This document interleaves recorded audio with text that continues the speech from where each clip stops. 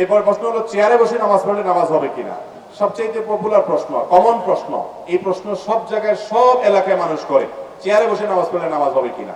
যারা আল্লাহ তাআলা সুস্থ রাখছেন কোমর টমর, এরা মনে হয় চেয়ারে বসে নামাজ পড়া মানুষগুলো দেখলে খুব মেজাজ গরম হয় মনে হয়।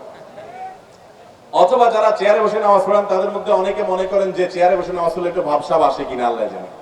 দেখেন, যদি কোনো ব্যক্তি কোমরে ব্যথার কারণে, কোনো অসুস্থতার কারণে রুকু বা সিজদার জন্য উনি কোমর ভাঙতে পারেন না, তিনি বাধ্য হয়ে চেয়ারে বসে নামাজ পড়লেন, এই ব্যক্তির নামাজ হবে ইনশাআল্লাহ।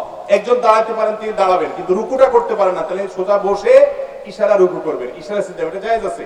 নবী করিম সাল্লাল্লাহু আলাইহি ওয়াসাল্লাম এক সাহাবীকে বলেছেন, তুমি দাঁড়িয়ে নামাজ পড়বে, দাঁড়িয়ে পড়তে পারো না বসে পড়বে, বসে পড়তে পারো না তুমি ইশারায় পড়বে, কিন্তু নামাজ তোমাকে পড়তে হবে।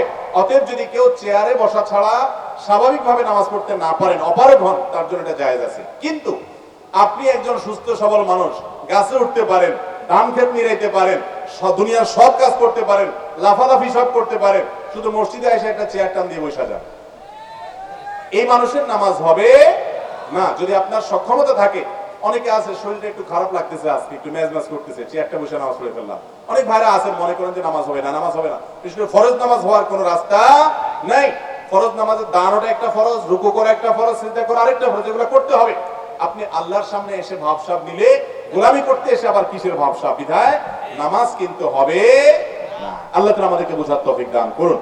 অতএব চেয়ারে বসে নামাজ পড়লে নামাজ হবে শর্ত সাপেক্ষে। আজকাল মসজিদগুলোতে এত চেয়ার হয়েছে, আমি সবসময় বলি যে মসজিদ নাকি আকিস প্লাস্টিকের কোন দোকান, বুঝাই কঠিন। আজ থেকে 10 বছর আগে এত মাজা ব্যথার রোগী আমাদের দেশে ছিল না, আজকাল যত হয়েছে, হয়তো রোগী বেড়ে গেছে, হয়তো রোগী বেড়ে গেছে, কিন্তু আমাদেরকে মনে রাখতে হবে ওজোর থাকলে জায়েজ আছে, ওজোর না থাকলে একটু শরীর খারাপ দেখে আপনি চেয়ারে নামাজ পড়লে নামাজ হবে, ফরজ নামাজ হবে না।